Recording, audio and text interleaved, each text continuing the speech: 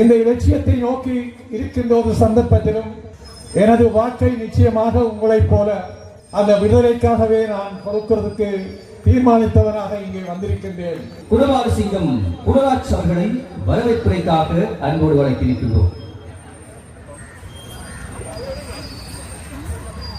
முன்னணியினுடைய தலைவர் மதிப்பார்ந்த சுரேஷ் பிரேமச்சந்திரன் அவர்களை அன்பாக அழைக்கின்றோம்.